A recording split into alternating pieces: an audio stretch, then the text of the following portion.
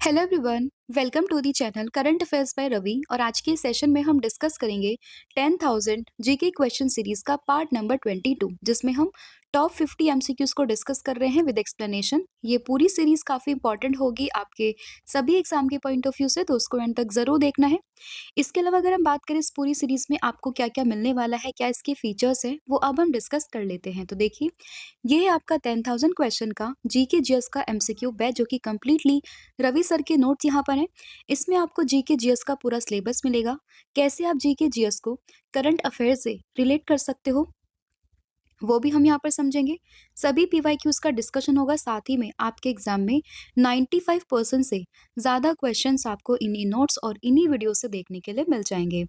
अब अगर आपको ये वीडियोस फ्री में देखनी है तो उसके लिए आपको विजिट करना है current affairs by Ravi channel पर। लेकिन अगर आपको वीडियोस के साथ साथ इनके नोट्स, पीडीएफ, साथ ही में अनलिमिटेड टेस्ट को अटेम्प्ट करना है बिना किसी एडवर्टाइजमेंट के, आप पूरी वीडियो को वन गो में फिनिश करना चाहते हो, रिकॉर्डेड वीडियोस को देखना चाहते हो, तो उसके लिए आपको ज्वाइन करना है हमारा पेड बैच। जैसे आप हमारा पेड बैच को ज्वाइन करोगे तो वैसे ही आपको डेली एप्लीकेशन पर क्लासेस मिलेंगी विद डिटेल एक्सप्लेनेशन। सभी सब्जेक्ट्स आपके कवर होंगे, एग्जाम ओरिएंटेड पूरा कंटेंट रहेगा, सभी पीवाईक्यूज का डिस्कशन होगा, साथ ही में बाइलिंगुअल फॉर्मेट में क्वेश्चन रहेंगे, बेसिक से लेके हाई लेवल के सभी क्वेश्चंस का डिस्कशन इस पूरे सेशन में होने वाला है।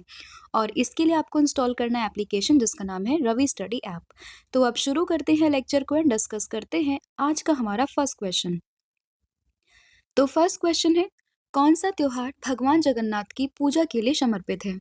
तो अगर हम बात करें that which festival is dedicated to the worship of lord Jagannath, तो जब भी लॉर्ड जगन्नाथ की बात आती है हमारे माइंड में क्लिक करता है रथ यात्रा, जो कि उड़ीसा का जो पुरी जिला है वहां पे काफी भव्य तरीके से ये मनाया जाता है। और इसमें आपको ध्यान रखना है ऑप्शन नंबर बी के बारे में। तो भगवान जगन्नाथ को समर्पित ये त्योहार है जिसको हम रथ यात्रा के नाम से जानते हैं। और इसमें अगर हम बात करें रथ यात्रा में भगवान जगन्नाथ की, साथ ही में उनके जो भाई बहन थे बालभद्र और सुभद्रा, उनकी एक विशाल यहाँ पे रथ की यात्रा की जाती है। और इसमें अगर हम बात करें लाखों जो भक्त हैं वो इसमें शामिल होते हैं, और ये पूरा त्योहार काफी विश्व प्रख्यात त्योहार यहाँ पे कहलाया जाता है। तो अगर आपसे पूछे कि रथ यात्रा कहाँ पर होती है, कहाँ का त्योहार है, तो आंसर होगा आपका उड़ीसा, उड़ीसा का पुरी जिला। ठीक है, तो इसमें ऑप्शन नंबर बी यहाँ पे करेक्ट हो जाएगा। तो भगवान जगन्नाथ को समर्पित है, एंड साथ ही में बालभद्र और सुभद्रा, इनका नाम भी आप लोगों ने ध्यान रखना है। अभी रिसेंटली अगर हम बात करें 2025 में, जब ये पूरा यहाँ पे रथ यात्रा हो रही थी, तो उस दौरान पे एक ऐप को भी लॉन्च किया गया था जिसका नाम था ई कोर ऐप। तो ई कोर ऐप में क्या था बेसिकली, जैसे अगर हम बात करते हैं इकोर यात्रा ऐप था वो, उसका कुछ ऐसे नाम था, इकोर यात्रा ऐप।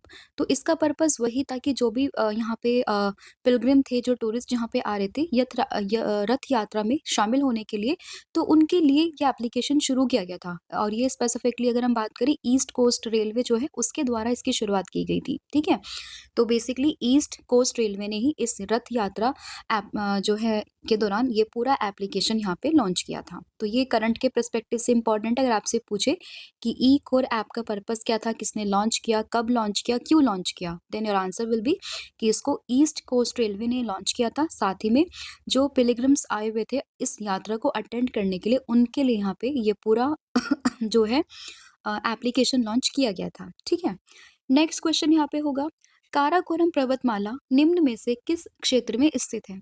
तो अगर हम बात करते हैं काराकोरम रेंजेस की, तो ये आपको जो उत्तरी भारत है, नदन इंडिया है, वहां पर देखने के लिए मिल जाएगा। काफी इंपॉर्टेंट ये एक तरीके से रेंजेस है यहाँ पे। तो उत्तरी भारत में है, नॉर्दर्न इंडिया में है काराकोरम पर्वतमाला, यानी कि ऑप्शन नंबर डी। और जैसे कि आप मैप में देख सकते हो यहाँ पे ये है आपकी काराकोरम रेंजेस। और अगर आपसे पूछे कि ये कहाँ पर है, किस जगह पर है, तो ये हमारे भारत में जो नदर्न इंडिया वाला पार्ट है वहां पर ये पूरी रेंजेस आपको देखने के लिए मिल जाएंगी। नेक्स्ट आपका क्वेश्चन होगा यहाँ पे, निम्नलिखित में से कौन सा पर्वतीय दर्रा भारत को चीन से जोड़ता है? तो अगर हम बात करते हैं कि कौन सा ऐसा यहाँ पे माउंटेन पास है जो कि भारत को चाइना से कनेक्ट करता है, तो इसमें आपको नाथुला दर्रा के बारे में ध्यान रखना है। नाथुला दर्रा की बात करें तो जो सिक्किम में गंगटोक यहाँ पर है, आप यहाँ पर देखिएगा, ये सिक्किम हमारा स्टेट है, और सिक्किम से यानी कि भारत से, ठीक है, क्योंकि भारत का पार्ट है, और इधर चाइना तिब्बत, तो इसको आपस में ये कनेक्ट करता है। तो कौन सा दर्रा होगा? ये होगा नाथुला दर्रा। ठीक है, यानी कि ऑप्शन नंबर बी। इसमें अगर हम अदर ऑप्शन को डिस्कस करें तो आप देखिएगा कि इसमें लिखा हुआ है थाल घाट। तो थाल घाट, भोर घाट, पाल घाट ये भी काफ़ी फ़ेमस है, और ये जो महाराष्ट्र में जो ये आपको मिलेगा ना, ये पश्चिमी घाट वाला रेंजेस, वहाँ पर आपको ये थाल घाट देखने के लिए मिलेगा। और ये थाल घाट मुंबई से और नासिक इन दोनों के बीच में ये पूरा घाट अवेलेबल है। फिर बात करें रोहतांग पास की, तो ये हिमाचल प्रदेश में है, जो कि कनेक्ट करता है मनाली को लाहौल स्पीति से। ठीक है? और फिर बात करें जोजिला पास की, तो ये आपको लद्दाख में देखने के लिए मिलेगा, और ये यहाँ पर श्रीनगर को कनेक्ट करता है लेह से। ठीक है? तो एक बार मैं वापस से बता देती हूँ, थाल घाट की बात करें हम, तो ये महाराष्ट्र में जो पश्चिमी घाट पर्वत श्रृंखला है उसमें स्थित है, और ये मुंबई और नासिक के बीच में आपको देखने के लिए मिलेगा। नाथुला की बात करें तो ये भारत को चाइना से कनेक्ट करता है, और भारत में भी सिक्किम जो है वहाँ से कनेक्ट होती है ये। रोहतांग की बात करें तो ये हिमाचल प्रदेश में, और ये मनाली और लाहौल स्पीति के बीच में है। और जोजिला पास की बात करते हैं तो ये आपको मिलेगा लद्दाख में, और लद्दाख में भी श्रीनगर और लेह वाला जो रीजन है वहां पर ये आपस में एक दूसरे को कनेक्ट करते हैं। ठीक है?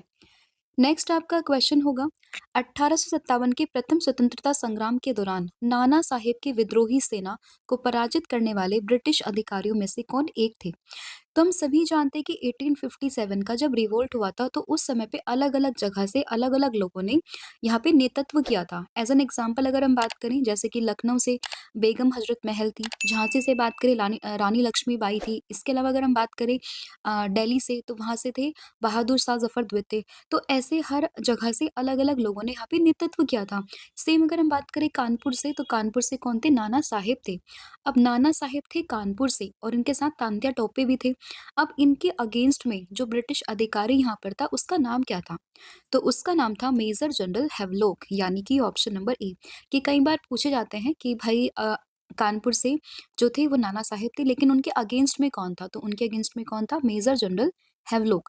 कई बार एग्जाम में पूछा गया है, और इंपॉर्टेंट पीवाईक्यू है, तो आपको ध्यान रखना है ऑप्शन नंबर ए के बारे में।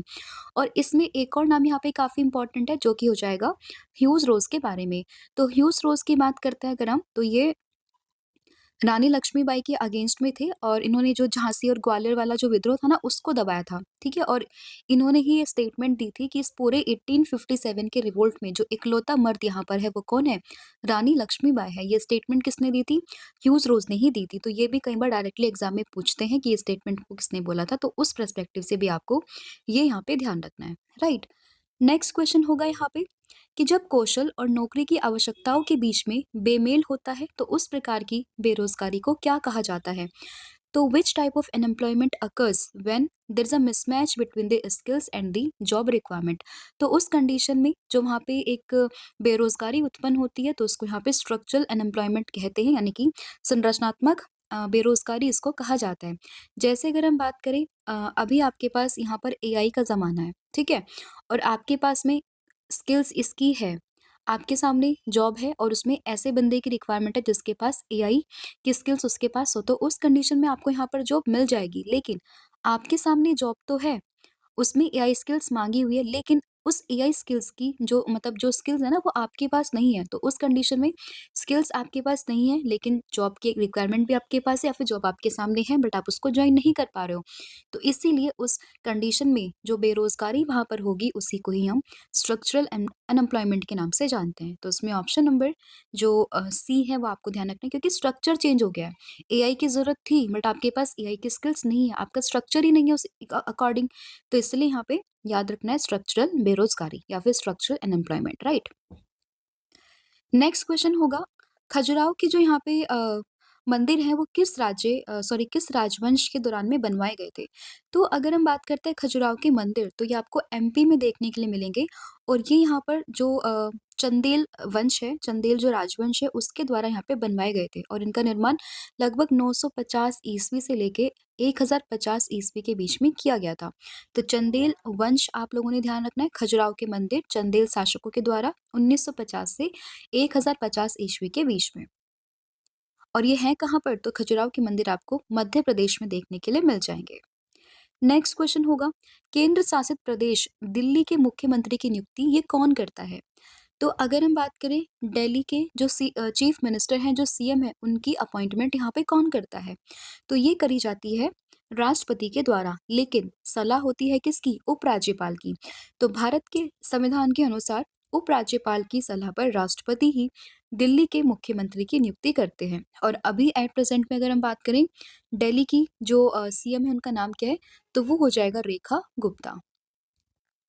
तो ये भी आप लोगों ने ध्यान रखना है क्योंकि अभी अपॉइंटमेंट हुई थी तो आपके एग्जाम में ये पूछा जा सकता है। नेक्स्ट क्वेश्चन, भारत में निम्न में से कौन केंद्र और राज्य सरकारों की सभी प्राप्तियों और व्ययों की लेखा परीक्षा के लिए उत्तरदायी होता है? तो अगर हम बात करें कि who among the following is responsible for auditing all the receipt and the expenditure of the union and the state government, तो यहाँ पर जो काम होता है वो होता है कंट्रोलर एंड ऑडिटर जनरल का, यानी कि नियंत्रक एवं महालेखा परीक्षक। तो इसमें ऑप्शन नंबर जो डी है वो आप लोगों ने ध्यान रखना है। और अगर हम बात करें पूरा जो आर्टिकल है 148, इसी में बात की गई है कैग के बारे में। और कैग का काम क्या होता है? तो सरकार, केंद्र सरकार और राज्य सरकार का जो भी लेखा जोखा होता है उसके बारे में रख रखाव या रिस्पॉन्सिबिलिटी किसकी होती है? वो कैग की ही होती है। आर्टिकल 144 में सॉरी 148 में कैग का आपको मेंशन मिलेगा। साथ ही में एट प्रेजेंट में जो हमारे कैग हैं वो कौन है? वो है के संजय मूर्ति।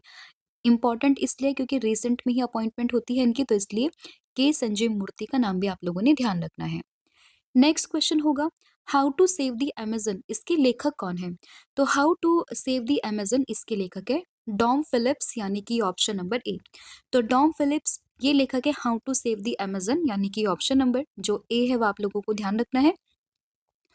और ये जो किताब है, ये जो पुस्तक है वो अमेज़न के विनाश को रोकने के लिए एक पत्रकार की खोज पर आधारित है, ठीक है? किसने लिखी है? डॉम फिलिप्स ने। नेक्स्ट क्वेश्चन होगा संसद ने भारत में समुद्री कानून के आधुनिकरण हेतु बिल्स ऑफ लैंडिंग 2025 को पारित किया। तो बिल्स ऑफ लैंडिंग विधेयक 2025, इसका उद्देश्य किसका स्थान लेना है? तो अगर हम बात करें बिल ऑफ लैंडिंग्स 2025 की, तो इसका पर्पज है यहाँ पे भारतीय बिल ऑफ लैंडिंग अधिनियम 1926 का 1856 का स्थान लेना। तो 1856 का जो ये पूरा अधिनियम है, जो ये पूरा एक्ट है, इसी को ही रिप्लेस किया जाएगा by the bills of landing विधेयक 2025 से। और इसमें क्या था, इसका पर्पस क्या, इसको चेंज क्यों किया? तो ये आज से लगभग 169 ईयर ओल्ड ये पूरा यहाँ पे अधिनियम है। और इसमें ना जो उस टाइम पे जब ब्रिटिश का शासन था तो उसके अकॉर्डिंग यहाँ पे पूरे अधिनियम में यहाँ पे कुछ कानून मतलब बनाए गए हैं। लेकिन अगर हम अभी के नए विधेयक की बात करें तो इसका लक्ष्य सभी समुद्री कानूनों का आधुनिकरण करना है। उनमें डिजिटल बिल ऑफ लैंडिंग को शामिल करना, साथ ही में प्रक्रिया कैसे सरल यहाँ पे बन सकती है उसके बारे में जिक्र करना, यहाँ पे ट्रांसपेरेंसी, एफिशिएंसी इनको इंक्रीज करना। तो ये सब इनका पूरा पर्पस है। और पुराने कानून की बात करें तो ये उपनिवेशक युग का एक पूरा कानून था और इसी को ही अब मॉडर्न तरीके से आज की ज़रूरत के हिसाब से इसको चेंज किया जा रहा है। तो इसलिए ऑप्शन नंबर जो डी है वो ध्यान रखना है। तो किसको रिप्लेस करेगा? कितने साल पुराना ये एक्ट है, साथ ही में अभी इसमें क्या-क्या चेंजेस हैं, वो आपने इस क्वेश्चन के पर्सपेक्टिव से ध्यान रखने हैं। नेक्स्ट क्वेश्चन होगा निम्न में से कौन सा लोक नृत्य एक हाथ में तलवार और दूसरे हाथ में ढाल लेकर किया जाता है? तो एक हाथ में एक हाथ में तलवार और दूसरे हाथ में ढाल, ये जो लोक नृत्य है उसको हम पाइका के नाम से जानते हैं, यानी कि ऑप्शन नंबर डी। ठीक है? तो पाइका इसमें क्या होता है? तो इसमें एक हाथ में तलवार होती है, दूसरे हाथ में होती है ढाल और उसी से यहाँ पे पूरा नृत्य किया जाता है। और ये बेसिकली जो झारखंड हमारा स्टेट है उसी में ही अगर हम बात करें मुंडा समुदाय, उसके द्वारा ये पूरा त्योहार ये पूरा जो लोक नृत्य वो किया जाता है। और मुंडा जब भी आता है तो आपको ध्यान रखना है बिरसा मुंडा के बारे में। और इनका बर्थ होता है 15 नवंबर को, इसीलिए हर साल 15 नवंबर को बिरसा मुंडा जयंती भी मनाते हैं। साथ ही में अब इसको जनजाति गौरव दिवस के नाम से भी हम लोग जानते हैं। और 15 नवंबर को ही झारखंड का स्थापना दिवस भी यहाँ पर मनाया जाता है। तो ये कुछ इंपॉर्टेंट फैक्ट्स थे जो आपको इस क्वेश्चन से ध्यान रखने हैं। पाइका मुंडा समुदाय झारखंड से 15 नवंबर मुंडा से आपको ध्यान रखना है बिरसा मुंडा। और इसमें 15 नवंबर जनजातीय गौरव दिवस, बिरसा मुंडा की जयंती, साथ ही में झारखंड का स्थापना दिवस, ये सभी आप लोगों ने इसमें ध्यान रखने हैं। नेक्स्ट क्वेश्चन होगा भारत में पहली बार समकालिक जनगणना ये कब हुई थी? तो अगर हम बात करें पहली समकालिक जनगणना, ये होती है 1881 में, यानी कि ऑप्शन नंबर सी। और इस समय पे जब ये जनगणना हुई थी, उस समय पे जो जनगणना आयुक्त थे, उनका नाम था डब्ल्यूसी प्लॉडन और उन्हीं के नेतृत्व में ये पूरी यहाँ पे जनगणना की गई थी और उसके बाद से हर 10 साल के बाद में यहाँ पे रेगुलर सेंसस होने लगा। लेकिन जैसे लास्ट टाइम हुआ था 2011 में और उसके बाद में होना था 2021 में, लेकिन इस समय पे कोरोना था, कुछ अदर सर्कमस्टेंसेस थे जिसकी वजह से ये पूरा जो यहाँ पे जनगणना है वो नहीं हो पाई थी। इसीलिए यहाँ पे जो जनगणना थी वो अब प्रस्तावित है 2026 और 27 के बीच में कि तब से ये पूरा जो जनगणना है जो होनी थी 21 में वो अब हो जाएगी, ठीक है? तो अगर आपसे पूछे समकालीन जनगणना तो आपको 1881 में ध्यान रखना है और इसमें जो उस समय पे जनगणना आयुक्त थे उनका नाम था डब्ल्यूसी प्लॉडन, उनका नाम भी ध्यान रखना है। एंड साथ ही में अगर हम बात करते हैं उस समय पे जो वाइसराय थे उनका नाम था लॉर्ड रिपन। और इससे पहले 1872 में एक और जनगणना होती है, उस समय पे जो वाइसराय थे उनका नाम था लॉर्ड मेयो, ठीक है? तो ये चीज भी आपको ध्यान रखनी है। नेक्स्ट क्वेश्चन यहाँ पर होगा, भारतीय इतिहास के संदर्भ में निम्नलिखित में से कौन कुल्हादारन कहलाते थे? तो with reference to Indian history who of the following were known as कुल्हादरान? तो जो सैयद थे दिल्ली सल्तनत काल में जो सैयद समुदाय था उन्हीं को ही यहाँ पे कुल्हादरान के नाम से जाना जाता था। तो इसमें ऑप्शन नंबर जो डी है वो आप लोगों को ध्यान रखना है। और इन्हें कुल्हा ही क्यों कहा जाता था? क्योंकि जो ये टोपी यहाँ पे वियर करते थे उनमें एक नुकीली एक तरीके से नुकीली होती थी, मतलब वो जो टोपी थी ना वो नुकीली होती थी जिस वजह से इनको कुल्हा कहते थे। एंड इसी विशिष्ट परिधान शैली के कारण ही इनको यहाँ पे कुल्हा दरान के नाम से जाना जाता था। ठीक है, तो हम बात करें किसकी? सैयद्स की। नेक्स्ट क्वेश्चन है, दक्षिण एशियाई क्षेत्रीय सहयोग संगठन यानी कि सार्क, इसका जो इसकी जो स्थापना है वो कब की गई थी? तो अगर हम बात करते हैं सार्क की, कई बार तो इसकी फुल फॉर्म में एग्जाम में पूछ लेते हैं। तो फुल फॉर्म है South Asian Association for the Regional Cooperation और इसकी स्थापना ये की जाती है सन 1985 में, यानी कि ऑप्शन नंबर डी। और स्पेसिफिकली अगर हम बात करते हैं कि डेट कौन सी थी, तो डेट थी 8 दिसंबर 1995 और उस समय पे इसकी स्थापना होती थी ढाका, बांग्लादेश में। अब आप लोगों ने कमेंट करके मुझे ये बताना है कि एट प्रेजेंट में जो सार्क है, ठीक है, इसका हेडक्वार्टर कहाँ पर है? इसको शॉर्ट में सार्क या फिर दक्षेस के नाम से भी जानते हैं एंड फुल फॉर्म क्या है इसकी? South Asian Association for the Regional Cooperation. तो फुल फॉर्म ध्यान रखनी है, स्थापना ईयर ध्यान रखना है और स्थापना इसकी ढाका, बांग्लादेश में होती है, लेकिन इसका एट प्रेजेंट में हेडक्वार्टर कहाँ पर है वो आपने मुझे कमेंट करके बताना है। नेक्स्ट क्वेश्चन होगा, लाओस को थाईलैंड से कौन सी नदी यहाँ पे अलग करती है? तो एक तो है लाओस और दूसरी कंट्री है थाईलैंड, ठीक है? और इन दोनों के बीच में जो यहाँ पे रिवर आती है उसका नाम है मेकॉन्ग रिवर, यानी कि option number D.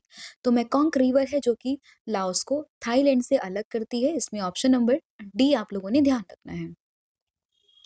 Next question होगा, उपन्यास द पैलेस ऑफ इल्यूजन ये किसके द्वारा लिखा गया है? तो एक यहाँ पे उपन्यास है जिसका नाम है द पैलेस ऑफ इल्यूजन, इसको लिखा है चित्रा बनर्जी दिवाकरुणी ने, यानी कि ऑप्शन नंबर जो ए है वो आप लोगों को ध्यान रखना है। और ये एक भारतीय अमेरिकी लेखिका है जिन्होंने महाभारत का पुनर्कथन द्रौपदी के दृष्टिकोण से किया है, ठीक है? और इसी बुक के जो राइटर है वो कौन है? चित्रा बनर्जी दिवाकरुणी एंड बुक का नाम है the palace of illusion. Next question यहाँ पे होगा कि निम्नलिखित में से कौन सा इंटरनेट ब्राउजर नहीं है? तो which among the following is not an internet browser? तो इसमें हो जाएगा ड्रूपल। तो इसमें आप देखोगे नेटस्केप नेविगेटर के बारे में, क्रोम के बारे में, ओपेरा के बारे में, तीनों ही आपको इंटरनेट ब्राउजर मिल जाएंगे। लेकिन अगर हम बात करते हैं ड्रूपल की, तो ड्रूपल एक इंटरनेट ब्राउजर नहीं है। अगर ये इंटरनेट ब्राउजर नहीं है तो ये क्या है? तो ये एक फ्री और एक ओपन सोर्स यहाँ पे कंटेंट मैनेजमेंट फ्रेमवर्क है जिसका उपयोग वेबसाइटों को बनाने, साथ ही में उनको प्रतिबंधित करने के लिए किया जाता है, ठीक है? तो ये वेब ब्राउजर नहीं है, ये एक ओपन सोर्स मैनेजमेंट फ्रेमवर्क है। नेक्स्ट क्वेश्चन यहाँ पे होगा, मध्य प्रदेश के किस राष्ट्रीय उद्यान को भारत का 58वां बाघ अभयारण्य यानी कि टाइगर रिजर्व यहाँ पे घोषित किया गया है? तो 58 टाइगर रिजर्व की बात करें तो ये बना है माधव टाइगर रिजर्व या फिर माधव राष्ट्रीय उद्यान। तो इसमें ऑप्शन नंबर डी आप लोगों ने ध्यान रखना है। और आपको ये ध्यान रखना है, कई बार क्या होता है कि जैसे आप किसी राष्ट्रीय उद्यान को पढ़ते हो, तो ज़रूरी नहीं है कि राष्ट्रीय उद्यान सिर्फ राष्ट्रीय उद्यान ही हो, वो वहाँ पे टाइगर रिज़र्व भी हो सकता है, वो वाइल्ड लाइफ सेंचुरी भी हो सकती है, वो वहाँ पे बर्ड सेंचुरी भी हो सकती है, ठीक है? तो ऐसे कई बार आप कन्फ्यूज़ मत होना, बट आपको जो माधव टर्म है वो ध्यान रखनी है कि 58वां बाघ अभयारण्य वो बना है Madhav tiger reserve. At present में हमारे देश में 58 जो है राष्ट्रीय वो सॉरी 58 जो है टाइगर रिज़र्व हैं। सबसे ज़्यादा टाइगर रिज़र्व्स आपको मध्य प्रदेश में देखने के लिए मिलेंगे, और मध्य प्रदेश को ही टाइगर स्टेट के नाम से भी हम लोग जानते हैं। तो इसमें ऑप्शन नंबर डी ध्यान रखना है, और माधव जो ये टाइगर रिज़र्व है वो भी आपको मध्य प्रदेश में ही देखने के लिए मिलेगा। नेक्स्ट क्वेश्चन यहाँ पे होगा, डॉलर बहू निम्न भारतीय लेखकों में से किसके द्वारा लिखी गई है? तो अगर हम डॉलर बहू की बात करें, इसको लिखा है अ, सुधा मूर्ति ने, यानी कि ऑप्शन नंबर सी। तो सुधा मूर्ति के द्वारा ये लिखी गई एक पुस्तक है by the name of dollar बहू, और इसको ओरिजिनली कन्नड़ा भाषा में लिखा गया था, लेकिन बाद में इसका अंग्रेजी में अनुवाद किया गया था। तो इनिशियली इसको लिखा था कन्नड़ा में, लेकिन बाद में इसको ट्रांसलेट किया गया था अंग्रेजी में। नाम क्या है? डॉलर बहू, और लिखा है किसने? सुधा मूर्ति ने, यानी कि option number C. Next question होगा, बख्शी जगबंधु ने ब्रिटिश भूमि राजस्व नीति के विरोध में पाइका विद्रोह का नेतृत्व ये किस वर्ष में किया था? तो अगर हम बात करते हैं पाइका विद्रोह, सबसे पहले तो ईयर ध्यान रखना है 1817, ठीक है? तो इसमें पाइका विद्रोह का जो नेतृत्व किया था वो क्या था? जो बख्शी जगबंधु है उन्होंने। और इसमें किसके अगेंस्ट था ये? तो ब्रिटिश भूमि राजस्व के अगेंस्ट में, उनकी नीति के अगेंस्ट में ये पूरा यहाँ पे एक विद्रोह था जो कि हुआ था 1817 में, यानी कि ऑप्शन नंबर ए आप लोगों ने ध्यान रखना है। नेक्स्ट क्वेश्चन यहाँ पे होगा, निम्नलिखित में से कौन सा कंप्यूटर सिस्टम का द्वितीयक संग्रहण उपकरण नहीं है? यानी कि which of the following is not the secondary storage device of the computer system? तो सेकेंडरी स्टोरेज डिवाइस कौन सी नहीं है इसमें से? तो वो है डी रैम। बाकी कॉम्पैक्ट डिस्क की बात करें, पेन ड्राइव, फ्लैश ड्राइव, ये सभी सेकेंडरी स्टोरेज डिवाइस के उदाहरण है, लेकिन डी रैम की बात करते हैं तो ये एक तरीके से यहाँ पे प्राइमरी मेमोरी है, ठीक है, ना कि ये सेकेंडरी स्टोरेज डिवाइस। और इसमें जो डी रैम है इसकी फुल फॉर्म क्या है? Dynamic random access memory. तो ये एक प्रकार की प्राथमिक मेमोरी है, तो ये भी कई बार एग्जाम में पूछ सकते हैं। नेक्स्ट क्वेश्चन यहाँ पे हो जाएगा कि नोबेल शांति पुरस्कार विजेता जिनका नाम था कैलाश सत्यार्थी की हाल ही में प्रकाशित जो आत्मकथा है उसका नाम क्या है? तो अगर हम बात करें कैलाश सत्यार्थी की, तो इन्हें मिला हुआ है नोबेल शांति पुरस्कार। और इनकी जो रिसेंटली एक आत्मकथा यहाँ पे रिलीज की गई उसका नाम क्या है? उसका नाम है दिया सलाई, यानी कि ऑप्शन नंबर डी। और इस पुस्तक में इन्होंने बाल शोषण के खिलाफ जो भी उनके संघर्ष थे और नोबेल शांति पुरस्कार जीतने तक का जो उनका सफर था उसके बारे में पूरी जानकारी इन्होंने अपनी इस पुस्तक में दी है। नाम क्या है? दिया सलाई। राइटर कौन है? कैलाश सत्यार्थी। नेक्स्ट क्वेश्चन होगा, निम्नलिखित में से समुद्री जीवन की किस प्रजाति को जैविक रूप से अमर माना जाता है? तो जैविक रूप से अमर जो यहाँ पे जानते हैं वो जानते हैं जेली फिश को, यानी कि ऑप्शन नंबर बी। तो which of the following species of marine life is considered biologically immortal? तो ये मानते हैं जेली फिश को, यानी कि ऑप्शन नंबर बी। और इसमें भी अगर हम बात करते हैं ना स्पेसिफिकली, जो यहाँ पे टूरीटॉप्सिस डोहरनी करके एक यहाँ पे स्पीसीज एक प्रजाति आती है जिसको यहाँ पे अमर की कैटेगरी में रखा जाता है, ठीक है? और ये जो जेलीफिश है ये अपनी अनूठी क्षमता और के कारण में जैविक रूप से अमर कहलाती है, जिससे कि यहाँ पे ट्रांस डिफरेंशिएशन कहा जाता है। जब इसमें क्या होता है कि जब ये जो जेलीफिश है वो घायल हो जाती है, तनावग्रस्त होती है, तो ये अपने जीवन चक्र के अंत तक पहुंच जाती है, तो ये अपनी वयस्क अवस्था में वापस अपने किशोर रूप से लौट सकती है। तो ये इसकी कैपेबिलिटी होती है जिसको हम कहते हैं ट्रांस डिफरेंशिएशन। तो इसलिए कहते हैं कि ये एक तरीके से ये अमर इसको कहा जाता है, मतलब जैविक रूप से इसको हम अमर मान सकते हैं। तो इसमें नाम क्या होगा? जेलीफिश का। और उसमें भी एक स्पेसिफिक प्रजाति है जिसका नाम है टूरीटॉप्सिस डोहरनी, ठीक है, option number B. Next question होगा, हड़प्पा सभ्यता की अग्निवेदियां निम्नलिखित में से किस स्थान पर पाई गई हैं? तो अगर हम फायर एल्टर्स की बात करें तो ये आपको लोथल में देखने के लिए मिलेगा। और लोथल की अगर हम बात करें एट प्रेजेंट में, आज के आधुनिक समय पे, ये आपको जो गुजरात वाला एरिया है वहां पर देखने के लिए मिल जाएंगे, ठीक है? तो लोथल में ही आपको फायर एल्टर्स देखने के लिए मिलेंगे, यानी कि ऑप्शन नंबर सी। और लोथल है कहाँ पर? तो लोथल आपको गुजरात में देखने के लिए मिल जाएगा। फिर a century is not enough, my roller coaster ride to success इस शीर्षक की किसकी आत्मकथा है? तो अगर हम बात करें सेंचुरी इज़ नॉट इनफ तो ये यहाँ पे जो एक तरीके से ऑटोबायोग्राफी है, ये हो जाएगी सौरव गांगुली की यानी कि ऑप्शन नंबर डी। काफ़ी जाने-माने फेमस क्रिकेटर हैं सौरव गांगुली और इन्हीं की ही पुस्तक का नाम है a century is not enough. और इसी में बात करें राहुल द्रविड़ की तो इनकी जो आत्मकथा है उसका नाम क्या होगा? राहुल द्रविड़ की आत्मकथा है the nice guy who finished first. VVS Laxman की बात अगर हम करें तो हालाँकि इनकी जो आत्मकथा है वो भी एक बार एग्ज़ाम में पूछी गई है जिसका नाम है 281 एंड बियॉन्ड्स। और अभी जो वीरेंद्र सहवाग है उनकी अभी तक कोई ज्ञात जो है आत्मकथा नहीं है बट अभी आपको ध्यान रखना है राहुल द्रविड़ के बारे में। नाम है इनका कौन-सा? The nice guy who finished first. और वीवीएस लक्ष्मण की जो आत्मकथा है उसका नाम है 280 एंड बियॉन्ड्स। और इसमें सौरव गांगुली की बात अगर हम करते हैं तो हो जाएगा my uh, sorry uh century is not enough my roller coaster ride to success. तो ये आपको यहाँ पे ध्यान रखना है, ठीक है? नेक्स्ट यहाँ पे एक क्वेश्चन होगा लेकिन उससे पहले आप लोगों को मैं एक इन्फॉर्मेशन दे दूँ।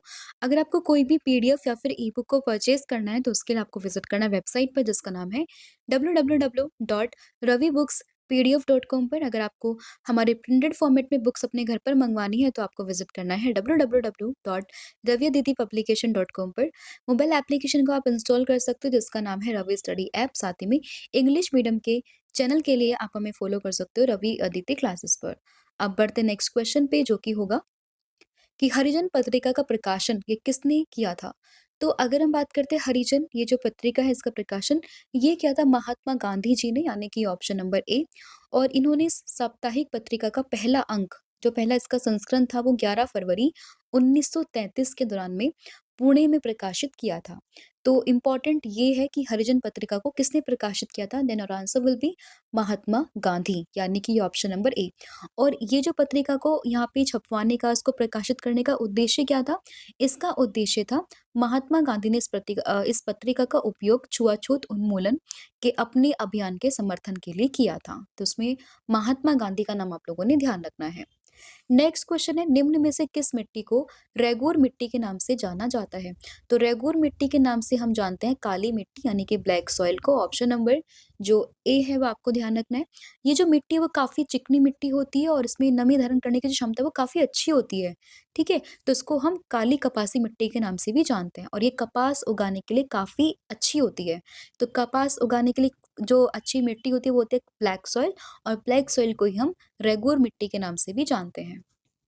नेक्स्ट क्वेश्चन होगा दो क्रमागत संकुचन या दो सतत जो दुर्लभता है उनकी सफलता के बीच की दूरी क्या होती है? हालांकि थोड़ी सी यहाँ पे मतलब जो है लिखने में मिस्टेक है इसके ट्रांसलेशन में। बट आपको ध्यान रखना है कि अगर यहाँ पे कंसेक्यूटिव आपके जैसे मैं डायग्राम में आपको समझाती हूँ, हाँ। तो ये आपका एक तरीके से एक तो यहाँ पर होगा ये क्रस्ट, ठीक है?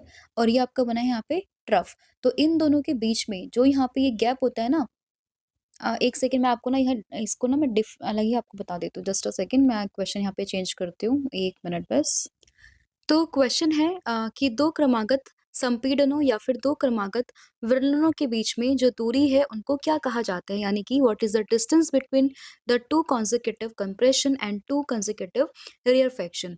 तो इसको यहाँ कहा जाता है वेवलेंथ यानी कि ऑप्शन नंबर सी। तो इसमें आप देखिएगा ये आपकी पूरी एक वेव है यहाँ से लेके यहाँ तक की। तो आप इसमें देखिएगा कि एक आपका ये कंप्रेशन, ये रेयरफेक्शन और इसको यहाँ पे क्रस्ट और ट्रफ के नाम से भी हम लोग जानते हैं। हालांकि कंप्रेशन जैसे आपका फटाफट से आपका रेयरफेक्शन ऐसे स्लो स्लो, ठीक है?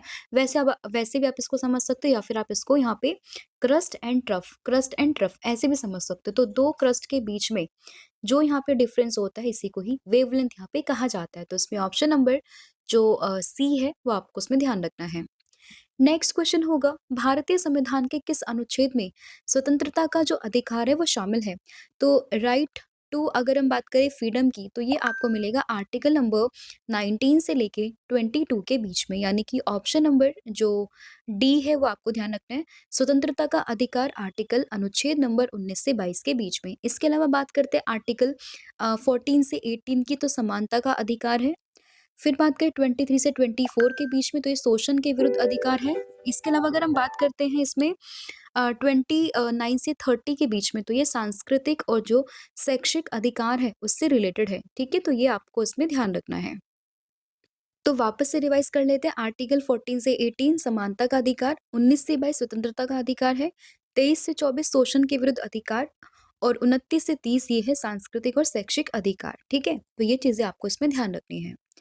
नेक्स्ट क्वेश्चन होगा, किस विदेशी यात्री ने तेलुगु भाषा को पूर्व का इतावली ये कहा था?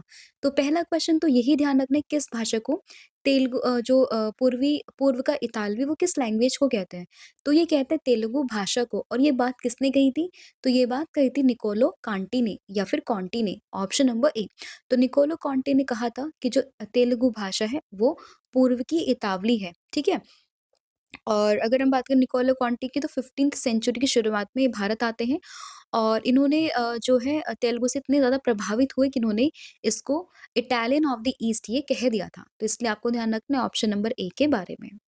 नेक्स्ट क्वेश्चन होगा यहाँ पर कि तांडव नृत्य मुद्रा में प्रसिद्ध जो नटराज की मूर्ति है वो किसके काल की है? तो अगर हम बात करें नटराज की मूर्ति, जो कि एक तांडव नृत्य मुद्रा के रूप में यहाँ पे दर्शाई गई है, जो कि चोल काल के काफी फेमस यहाँ पे मूर्ति है। तो उसमें ऑप्शन नंबर जो ए है वो आपको ध्यान रखना है।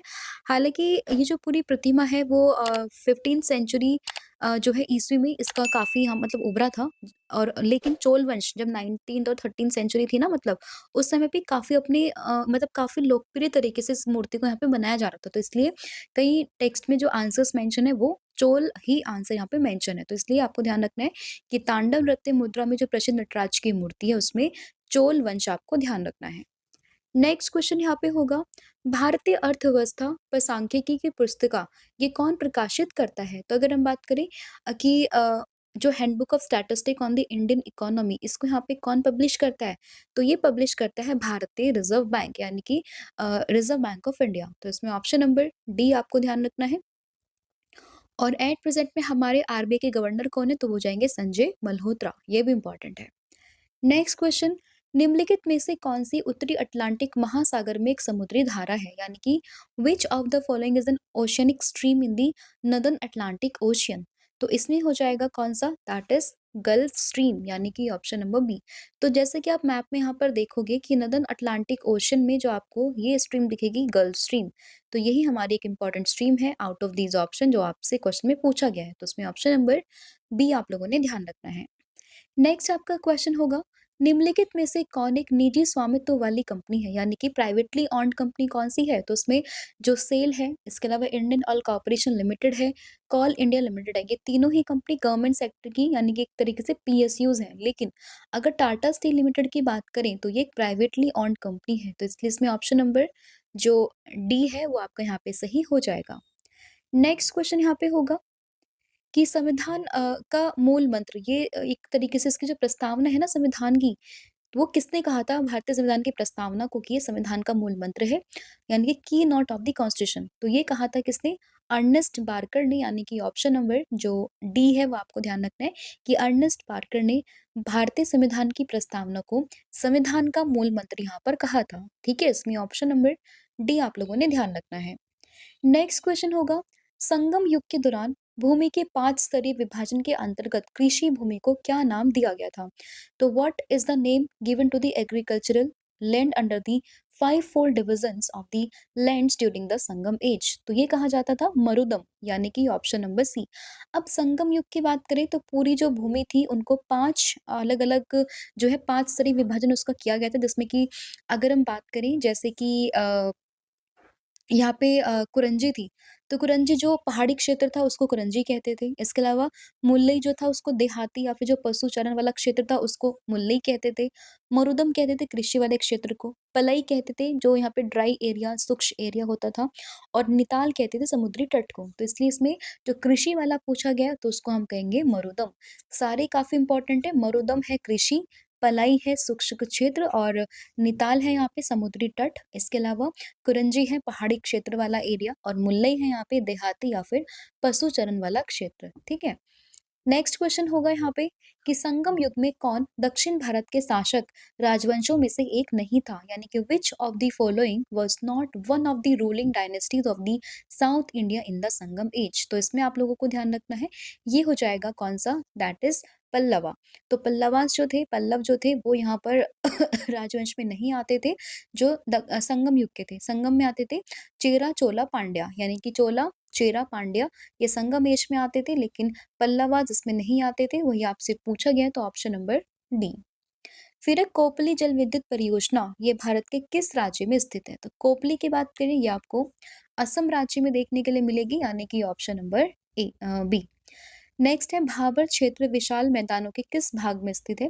तो अगर हम बात करें भाबर रीजन, तो ये ग्रेट प्लेन्स के किस पार्ट में आपको देखने के लिए मिलेगा? तो जो हिमालय है, जो हिमालयाज़ है, उनके जस्ट जो फुट हिल्स है ना हिमालय का, जो एडजेसेंट फुट हिल है हिमालय का, वहीं पर ही आपको ये जो भाबर वाला क्षेत्र है वो देखने के लिए मिल जाएगा। तो इसमें ऑप्शन नंबर जो डी है वो आपको ध्यान रखना है।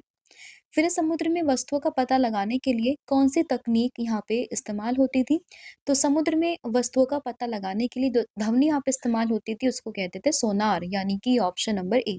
सोनार की फुल फॉर्म भी काफी इंपॉर्टेंट है, that is sound navigation and ranging, इसकी फुल फॉर्म भी इंपॉर्टेंट है और इसी का इस्तेमाल करते थे समुद्र के नीचे वस्तुओं का पता लगाने के लिए। ठीक है, ऑप्शन नंबर ए। फिर है भारतीय संविधान की संस्थागत संरचना पर किस ब्रिटिश कानून का प्रमुख प्रभाव था? तो which British law had a major influence on the institutional structure of the Indian constitution? तो इसमें था गवर्नमेंट ऑफ इंडिया एक्ट 1935 का, यानी कि ऑप्शन नंबर सी। ठीक है, 1935 का जो गवर्नमेंट ऑफ इंडिया एक्ट था उसका काफी प्रभाव था। फिर पल्लव प्रशासन में स्थानीय स्वशासन सभाओं के द्वारा सीधे प्रबंधित सबसे छोटी प्रशासनिक इकाई कौन सी थी? तो ये यहाँ पर थी उर। तो उर जो था वो सबसे छोटी एक local local self governing assemblies जो जिसको मैनेज करती थी, उसको सबसे छोटी जो यूनिट थी उसी को उर कहते थे, यानी कि option number C. Next question होगा यहाँ पे कि जिला न्यायालयों और अधीनस्थ न्यायपालिका पर नियंत्रण निम्नलिखित में से किसके पास होता था? यानी कि अगर हम बात करें तो control over the district court and subordinate judiciary lies with which of the following? तो ये होता था किसका? हाई कोर्ट्स का, उच्च न्यायालय का। और एट प्रेजेंट में हमारे भारत में 25 हाई कोर्ट्स हैं, तो ये भी आप लोगों ने ध्यान रखना है। फिर है खतरनाक कचरे और उनके निपटान की सीमा पर आंदोलनों के नियंत्रण पर जो बेसल कन्वेंशन है वो कब अपनाया गया था? तो बेसल कन्वेंशन की बात करें, ये 1989 में इसको अपनाया जाता है, यानी कि ऑप्शन नंबर जो बी है वो आपको ध्यान रखना है। तो 1989। नेक्स्ट क्वेश्चन है निम्न में से किस क्षेत्र में पूरे वर्ष सूर्य की किरणें ये सीधी पड़ती है? यानी कि which of the following zone receive vertical rays of the sun throughout the year? तो ये पड़ती है ट्रॉपिकल, जो उष्ण कटिबंधीय वाला क्षेत्र है वहां पर। यहाँ पर जो सन की जो रेज है वो डायरेक्टली यहाँ पे लाई करती है। ठीक है, तो इसमें ऑप्शन नंबर जो सी है वो आप लोगों ने ध्यान रखना है। फिर है हाइड्रोजन निम्न में से किस वर्ग से संबंधित है? तो हाइड्रोजन की बात करें, ये आपको ग्रुप 1 यानी कि वर्ग 1 में देखने के लिए मिलेगा। इसमें आप देखोगे ये 1, 2, 3, 4, 5, 6, 7, 8, 9, 10, 11, 12, 13, 14, 15, 16, 17, 18 कुल मिला के आपके पास में 18 यहाँ पे ग्रुप है। उसमें से पहले ही ग्रुप में आपको ये हाइड्रोजन जो है वो देखने के लिए मिल जाएगा, यानी कि ऑप्शन नंबर सी।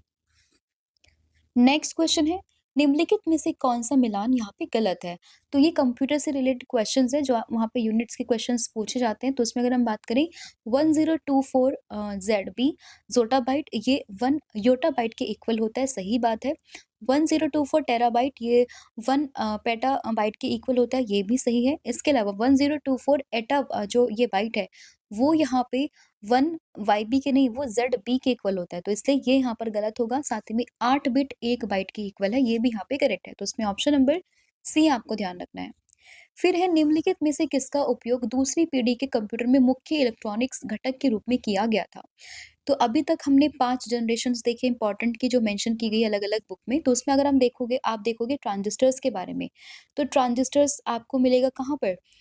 तो ट्रांजिस्टर्स आपको जो सेकंड जनरेशन थी वहाँ पर आपको देखने के लिए मिलेगा, और इसने रिप्लेस किया था फर्स्ट जनरेशन के वैक्यूम ट्यूब्स को। तो पहले होता था वैक्यूम ट्यूब्स का इस्तेमाल, फिर होने लगा सेकंड जनरेशन में ट्रांजिस्टर्स का इस्तेमाल। ठीक है, फिर उसके बाद बात करें थर्ड जनरेशन में आने लगा था इंटीग्रेटेड सर्किट्स, फोर्थ में आने लगा था माइक्रो प्रोसेसर, और अभी तो एडवांस बन चुके हैं, तो आपको वो ध्यान रखना है। और फर्स्ट एंड सेकंड काफी इंपॉर्टेंट है, first one is vacuum tube and second one is transistor, right. Next question है कंप्यूटर प्रोग्रामिंग में जो वायरस है उसका सही पूर्ण रूप क्या होता है? तो वायरस की फुल फॉर्म होती है vital information resource under seize, यानी कि ऑप्शन नंबर जो ए है वो आपको ध्यान रखना है। इसके अलावा अगर हम बात करें ASCII की फुल फॉर्म, तो ये होगी American standard code for information interchange, यानी कि option number C.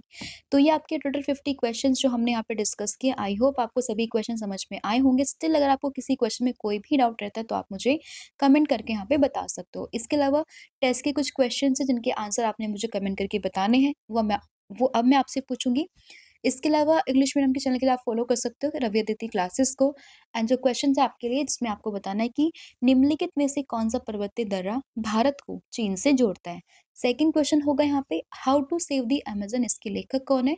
And third one is उपन्यास द पैलेस ऑफ इल्यूजन, ये किसके द्वारा लिखा गया, इसका आंसर आपने मुझे कमेंट करके बताना है। साथ ही में आप बुक्स की वेबसाइट को विजिट कर सकते हो जिसका नाम है www.raviaditipublication.com। साथ ही में ई बुक की वेबसाइट को विजिट कर सकते हैं जिसमें आपको www.ravibooks.pdf.com पर विजिट करना है। आप साथ में एप्लीकेशन को भी इंस्टॉल कर सकते हो, रवि स्टडी ऐप, जहाँ पे आपको करंट अफेयर का बैच, करंट अफेयर की test series, GS notes, e books, इसके अलावा free PDF test, current affair notes, ये सभी आपको मिल जाएगा। साथ ही में आप टेलीग्राम और इंस्टाग्राम पर भी यहाँ पे हमसे जुड़ सकते हो करंट अफेयर्स बाय रवि के नाम से। So thank you so much, have a good day, wish all the very best. जय हिंद, जय भारत, थैंक यू।